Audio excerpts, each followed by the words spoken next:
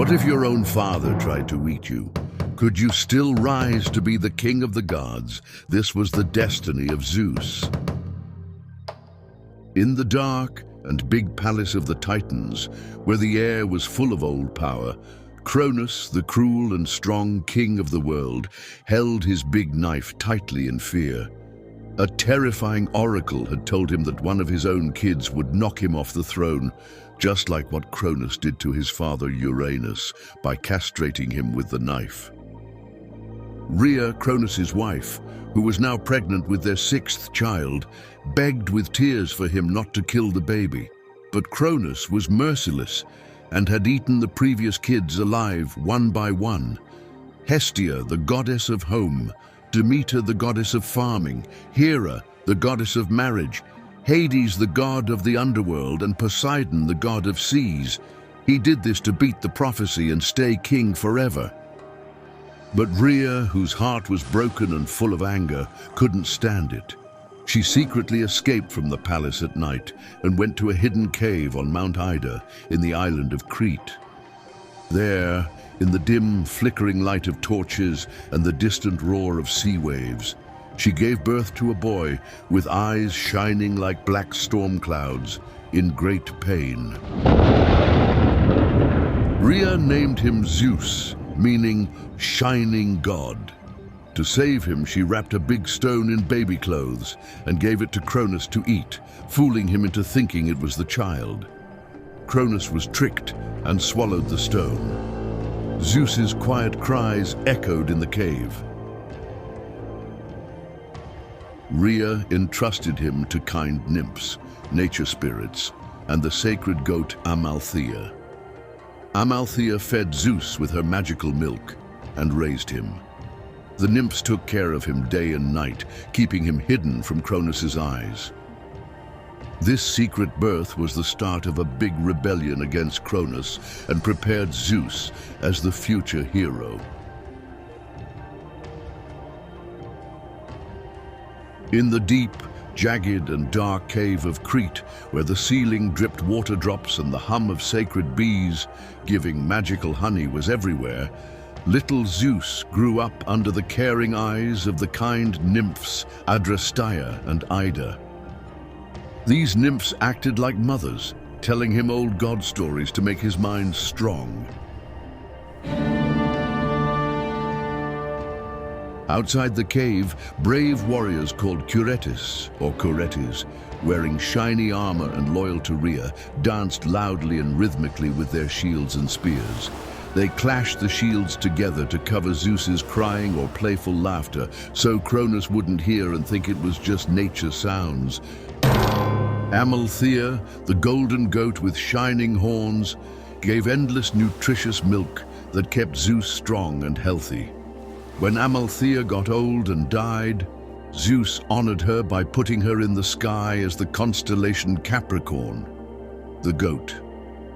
He also made an unbreakable shield from her tough skin that he used in wars later. Years passed, and Zeus turned from a curious, playful kid into a tall, muscular young man. He secretly trained in the cave, throwing rocks and building his body strength. The nymphs told him stories about his eaten siblings, which made anger and revenge build in his heart like thunder in storm clouds.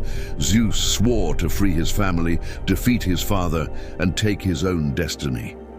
This hidden childhood turned him into a smart and powerful leader. Zeus was now a young man full of raw power and energy, and he left the cave. His steps sounded like distant thunder rumbles, and he felt it was time to act.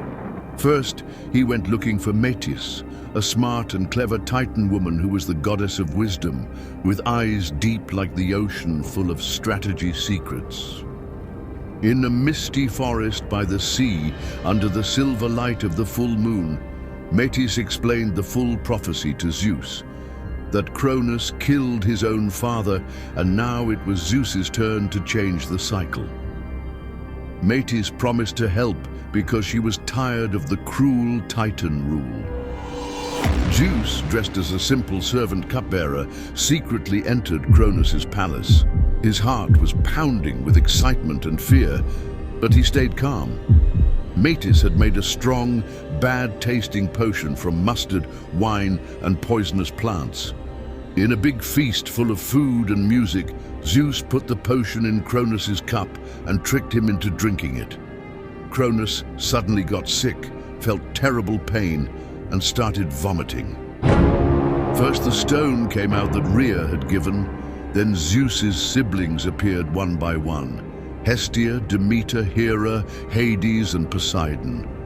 They were now grown and strong, with godly armor and lots of anger, jumping out of Cronus's stomach like revenge storms.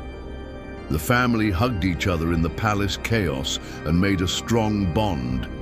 Zeus announced loudly, "The time of the Titans ends tonight. We fight together." This union was the start of the end of the Titan era and showed Zeus as the leader. Zeus stood with his newly freed siblings and decided to prepare for war. They went to the deep, scary Tartarus, a prison under the earth where Cronus had thrown the one-eyed giant Cyclopes and the 100-handed Hecatonchires because of their monster shapes. Walking through misty gaps with weird green lights was dangerous, but Zeus broke their iron chains with strong will. The Cyclopes, Brontes, Sterops, and Arges, with big, powerful eyes, were happy to be free and promised help.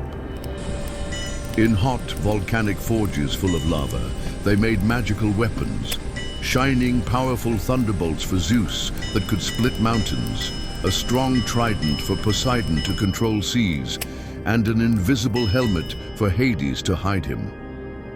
The Hecatonchires, huge giants with 50 heads and 100 arms each, had power in throwing big rocks like rain. When the group came out of Tartarus, the ground shook from their steps and the air filled with energy. This freedom promised the big war Titanomachy, a 10-year war that shook the whole world and turned Zeus into a hero. In the windy and wide plains of Thessaly, where mountains pierced the sky like sharp spears, the new gods, Olympians, gathered their forces to fight the strong Titan fortress on Mount Olympus. Zeus, wearing shiny armor from godly bronze that reflected sunlight, stood on a cliff with his thunderbolt glowing blue electricity. He encouraged his siblings, "We fight not just for revenge, but to build a new and fair world." Cronus, with powerful titans like Atlas, who held the sky, and Hyperion, god of sun, released big earthquakes and terrible storms, their screams like mountain avalanches. The first fight started. Poseidon's huge waves crashed with Oceanus's tides, Titan of sea. Demeter's earth-shaking vines trapped enemies, and Titan fire and wind destroyed everything. This 10-year war turned the world into a battlefield full of fire, floods, earthquakes, and anger. Mountains broke, rivers changed paths, and the sky got dark. Zeus was in the center, guiding his forces with smart strategies. Years passed, and the war continued like a music full of destruction, wounding the earth. In one hard battle on the slopes of Mount Olympus, Zeus threw his first powerful thunderbolt, a bright arc of electricity that smashed Hyperion's sun chariot and plunged the field into darkness.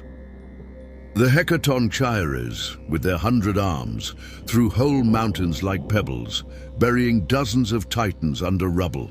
The Cyclopes made new weapons and ammo non-stop in hidden caves so the Olympians wouldn't get tired. Hera tricked titans into traps with her smart illusions, while Hades attacked from shadows with his invisible helmet, surprising enemies.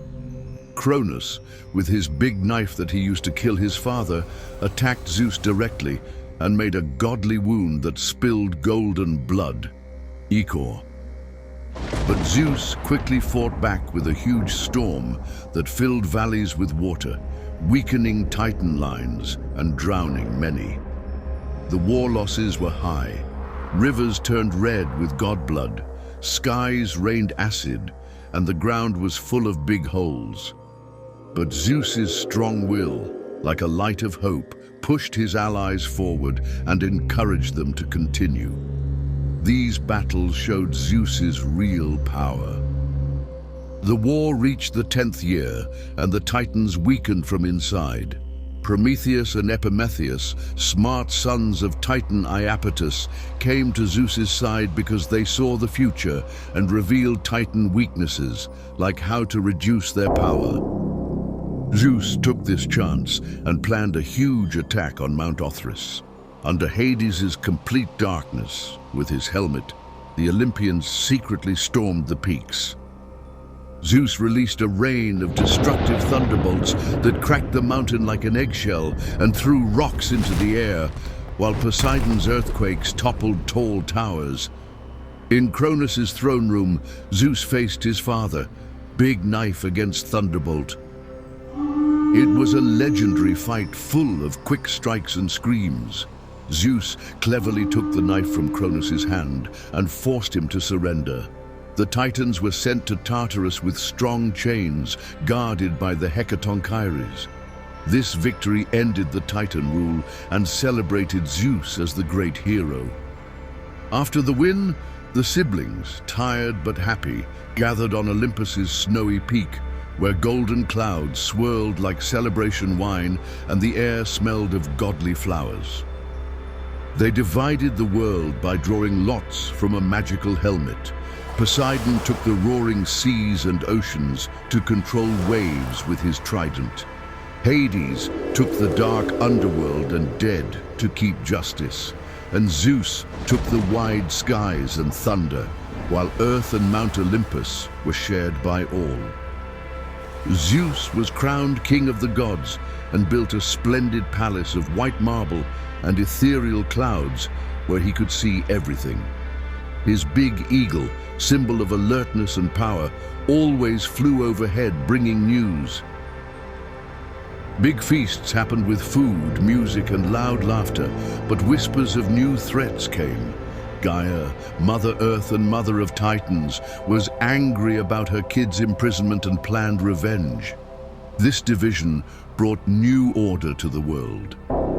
Gaia's anger created the huge Gigantes giants, big warriors with snake-like legs, unbreakable skin, and heights reaching the sky.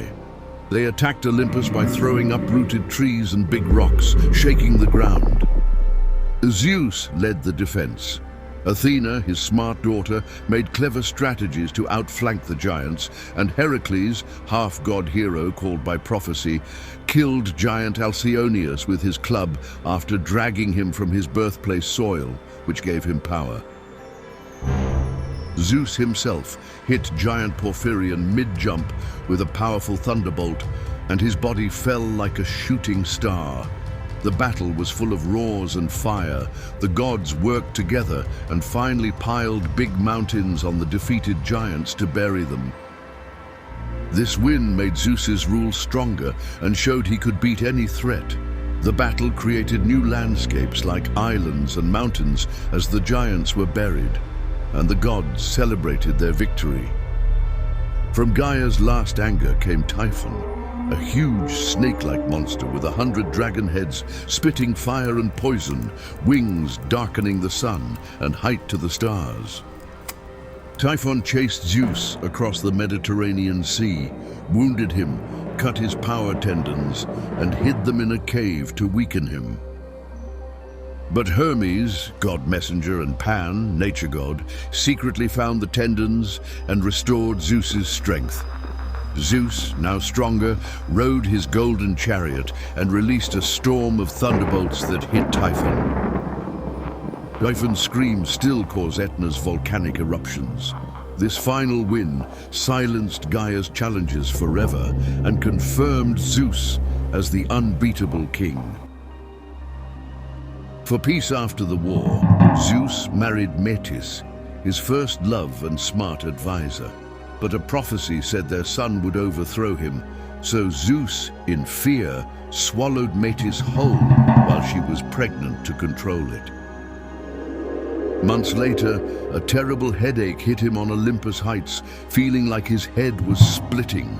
Hephaestus, the blacksmith god, split Zeus's skull with a big axe. Athena, goddess of wisdom and war, jumped out fully armored with shield and spear. Athena's war cry echoed in all realms, showing true wisdom comes from pain and cleverness.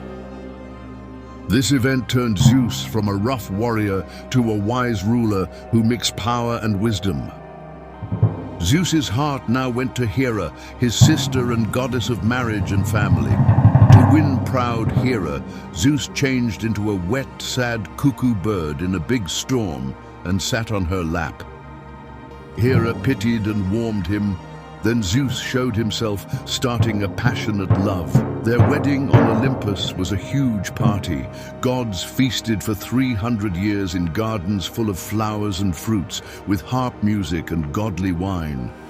Hera gave birth to kids like Ares, god of war, Hebe, goddess of youth, and Eileithyia, goddess of childbirth. But Zeus's wandering eyes to other women made Hera jealous, starting eternal dramas like curses and fights. This marriage built the Olympus family base, but was full of challenges. Zeus, loving human beauty, saw Europa, a beautiful Phoenician princess picking flowers by the sea. He changed into a majestic white bull with golden horns and gently nudged her to ride his back. Europa thought the bull was kind and got on playfully, but Zeus jumped into the sea and swam to Crete Island among playful dolphins and sea nymphs, Nereids. There he showed himself and loved Europa. From this, kids like Minos, future king of Crete, Rhadamanthus, fair judge, and Sarpedon, war hero, were born. Hera's jealousy cursed Europa's family, creating problems like the Minotaur, half-bull monster. But this story wove Zeus's legacy into human history like Crete's kingdoms. Prometheus, the smart titan who helped Zeus, stole sacred fire from Olympus and gave it to humans for progress, and tricked Zeus in a sacrifice. Zeus got angry and chained Prometheus to a rock in the Caucasus Mountains, where a big eagle ate his liver every day, and the liver grew back at night, eternal torture. To punish humans more, Zeus made Pandora, the first beautiful but dangerous woman whose box, or jar, was full of evils like disease, war, poverty, and death. When Pandora opened the box, all evils came out, and only hope stayed inside. But Zeus finally showed mercy and let Heracles free Prometheus. This story balanced Zeus's justice with foresight and showed he keeps his authority but can forgive. Zeus now watched over all gods and humans from his golden throne on top of Olympus, with thunderbolt in hand. His great deeds were many. The big flood to clean the world from corruption, saving only Deucalion and Pyrrha, who made new human generations, guiding heroes in the Trojan War with his interventions, and fathering countless gods and demigods like Apollo, Artemis, Hermes, and Perseus. His relationships and wars made eternal myths that people still tell. His symbols like the eagle, thunder, and oak tree showed his power. As storms roar and eagles soar in the sky, Zeus remains the ultimate symbol of power, justice, and divine destiny. His epic is a timeless story of victory over tyranny, love's dangers, and godly fate. What's the next god's secret? Like, comment, and tell.